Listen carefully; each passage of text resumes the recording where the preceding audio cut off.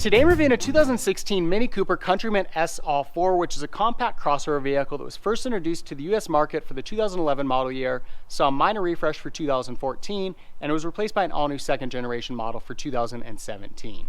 Looking at the Countryman, you'll see that it bears a strong resemblance with its smaller Mini Cooper sibling. The Mini Cooper is a great vehicle all around. It is a ton of fun to drive. It's very cute, but it's not the most practical vehicle out there. And what you're getting with the Countryman is a vehicle that shares some of the styling cues with the Mini Cooper, but in a far more practical package. It's got more space inside for passengers, more space for cargo. We get better ground clearance, and then it also comes with the availability of all-wheel drive, making it a very capable vehicle for driving in inclement weather. Starting up here at the front fascia, you'll see that it's very similar to the Mini Cooper. It's got the circular headlights, a pretty similar grille profile, and all around looks like basically a blown up version of the Mini Cooper. You'll see a pretty nice headlight fixture with a chrome wraparound, some more chrome accents on the grille, got the Mini emblem up on the front of the hood, fog lights down below in the bumper, and all around this grille has a pretty sporty, aggressive look to it. Now you see we've got the S badge here in the grille. The Countryman's available in 3 different trim packages. They've got the base model, this is the S model, and then it's also available in a John Cooper Works Edition package. With this S package, we get a few aesthetic treatments to the exterior. Inside we get additional features, and it also has an improved powertrain. One of my favorite design cues on the Mini Cooper and the Countryman is the floating roof. You'll see that we've got black pillars here all around.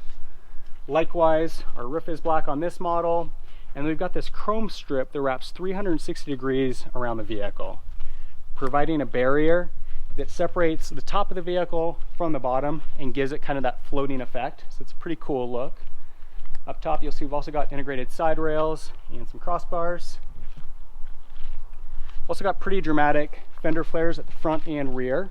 It's got a little bit of a Audi Allroad or Subaru Outback treatment, where we've got the black plastic fender flares here, and then the rocker panel down below, giving it kind of that aggressive off-roading look, even though this vehicle is intended to drive down some gravel roads, but probably not much more than that.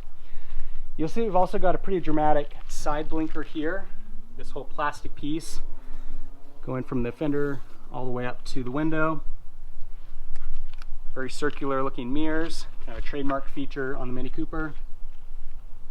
We also get chrome door handles, front and rear.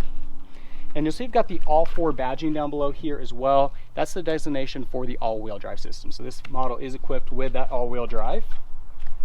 Coming around to the back, pretty nice look here as well.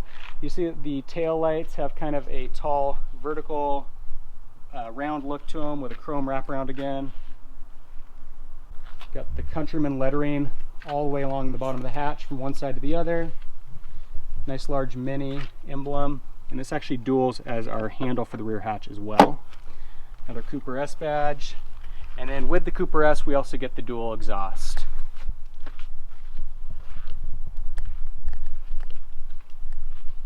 So all around a pretty cool looking vehicle. Again, shares a lot in common with that smaller Mini Cooper. Some people feel like that's a little bit of blasphemy, that this is kind of ruining some of the heritage of the Mini brand as a whole, but when you look at sales and how popular crossovers are, I think it's a pretty smart business decision for Mini to take some of the character that you get in that smaller Mini Cooper, add in some practicality, and you end up with the Countryman.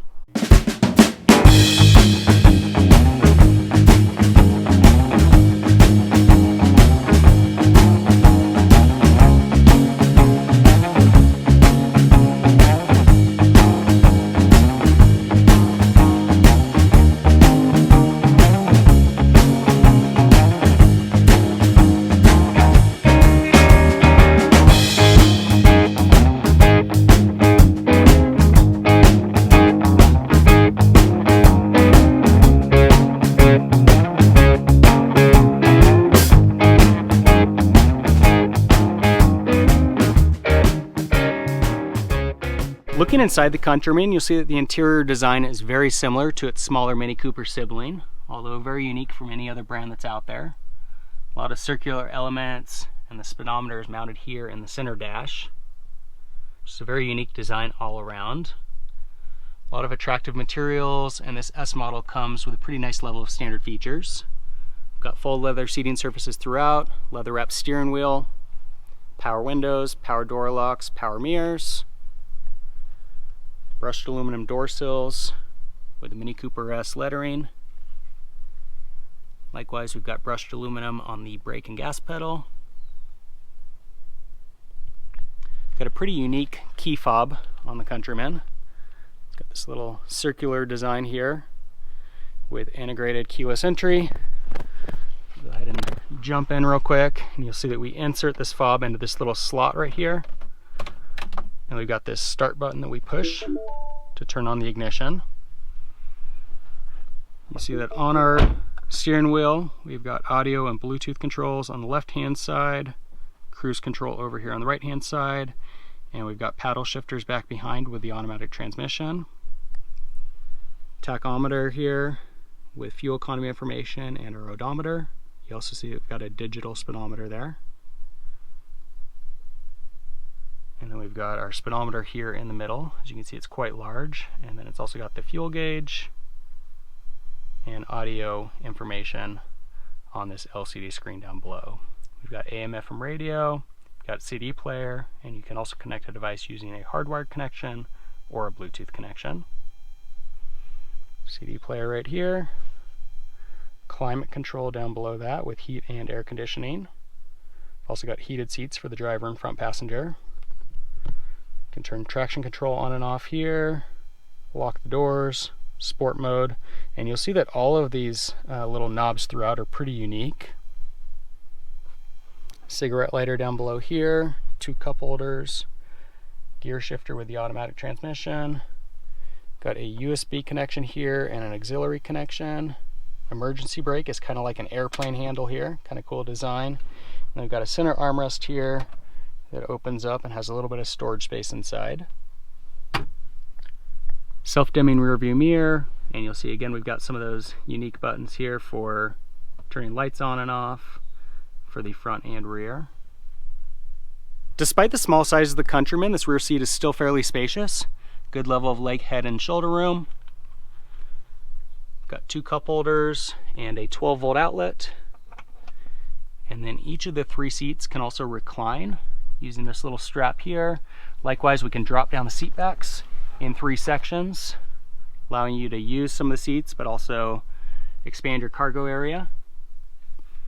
Likewise, we can drop down these side seats, and then you'll see that our doors also have some built-in storage space. Coming around back, open up this rear hatch, and you'll see we've got a pretty good amount of rear cargo area. Floor drops down pretty low to help maximize this space. And you'll see we've got a little light to help illuminate this area and a 12-volt outlet. Again, we can also drop down those 3 seats in 3 sections to further increase this rear cargo area. The base engine on the Countryman is a 1.6 liter 4-cylinder that's got 121 horsepower and 177 pound-feet of torque. That's paired to either a 6-speed automatic or 6-speed manual transmission, and this engine is only available in front-wheel drive. It's got a 0-60 time of 8.8 seconds and an EPA rating of 25 to 27 miles per gallon in the city and 29 to 34 miles per gallon on the highway. This S model has the upgraded 1.6 liter 4-cylinder turbo that's got 181 horsepower and 192 pound-feet of torque. Likewise, it's paired to either a 6-speed automatic or 6-speed manual transmission, and with the S you can get it in front-wheel drive or all-wheel drive. The 0-60 time drops to 6.9 seconds, and front-wheel drive models see an EPA rating of 25 to 26 miles per gallon in the city and 31 to 32 miles per gallon on the highway. With all-wheel drive, that drops slightly to 23 to 25 miles per gallon in the city and 30 miles per gallon on the highway. They also offer the Countryman in a John Cooper Works edition, which has the same 1.6 liter 4-cylinder, but it's got a twin turbo, increasing horsepower to 208. It's got the same 192 pound-feet of torque that you get with the S. Oddly enough, the 0-60 time only drops by 0.1 second to 6.8 seconds. Well, first off, I've got to say that I really like the interior on the Countryman. I love the fact that it is so unique. It's not necessarily the most functional design. In terms of ergonomics, it's not the best. But what's so cool about the Countryman is just that it's a very unique vehicle all around. The exterior styling is very unique, and you want that same experience when you get inside. So this giant speedometer that we've got in the middle of the dash, Again, doesn't really make a lot of sense, but it's one of the things that makes this vehicle really unique, and I like that about it. Now, one of the things I will say about interiors on basically all Mini vehicles is that they do feel a little bit cheap. Mini is actually a sub-brand of BMW, and certainly you can feel that a little bit in terms of performance, but when it comes to just the build quality of the interiors, I feel like they could take a few lessons from their BMW parent company. You'll find that with some of the plastics, just kind of hear that creaking in there. Likewise, a lot of like hollow sounds. And so some of the plastics just start to kind of rattle a bit over time. I mean, this vehicle's only got 25,000 miles on it, so it's still pretty rattle-free. But generally, when you get into some of these higher mileage Mini models, you hear a lot of rattles inside. And you know, for a vehicle that carries a little bit of that premium image, premium presence, the rattles and the cheaper plastics kind of take away from that a little bit. Now, if you're looking to get into a Countryman, unless your #1 priority is gas mileage, I would definitely go with at least the S model. The naturally aspirated engine that you get in that base model just feels a little bit underpowered, a little bit clunky, and adding the turbo in this S model or the twin turbo that you get in the John Cooper Works makes a huge difference in terms of performance. When it comes to passing vehicles on the highway, merging onto the highway, going up steep grades, that turbo is going to come in really handy, and you don't pay a huge penalty in terms of fuel economy either. Now, all around, the Countryman is a pretty comfortable vehicle to drive as well. That's definitely one of the advantages that you get over the smaller Mini Cooper. As much as that vehicle is really fun to drive, because it's so small, you just kind of feel like you're getting tossed around by the road. If there's any potholes or undulations on the road, if the pavement's not in great condition, all of that translates through to the cabin. With the Countryman, because it's more substantial in terms of size, it absorbs a lot of those imperfections much better. It's more comfortable, quieter, smoother vehicle. Definitely not as agile as what you get with the Cooper, but still, compared to most other small crossover vehicles, this is a lot more fun to drive. I actually seriously considered buying a Mini Cooper in the past, and the main thing that kept me from doing it is that it's front-wheel drive and it doesn't have a lot of ground clearance. And I live in an area where we get a lot of snow and ice, and I do a lot of skiing. And so to get up to the mountain with a Mini Cooper that's front-wheel drive and not a lot of ground clearance seemed like it could be a challenge on certain snow days. With the Countryman, that's solved because now it's got more ground clearance and it's got a very advanced all-wheel drive system that can send up to 50% of power to the rear axle. All right, and the best thing about the Countryman is corners and accelerating. You can see it's fairly quick. I mean, that 0 to 60 time is 6.9 seconds. Doesn't sound particularly quick, but because you've got that turbo making a lot of noise, because of the small size of this, it actually feels a lot quicker than it is. So there you go. That's a look at the first generation of the Mini Cooper Countryman. Overall, I think it's a really cool vehicle. Maybe not quite as cute as what you get with the smaller Mini Cooper, but in terms of creating a vehicle that is practical and shares some of the styling that you get with the Mini Cooper, I think they did a pretty good job overall. It's a ton of fun to drive, obviously a lot more practical than the Mini Cooper. Love the fact that it's available with that all-wheel drive system, making it very capable in snow and ice. And all around, I think it's a really fun option within this compact crossover segment. If you have any comments or questions on the Countryman, leave them in the section below. For more car reviews, be sure to subscribe. In the meantime, thanks for watching.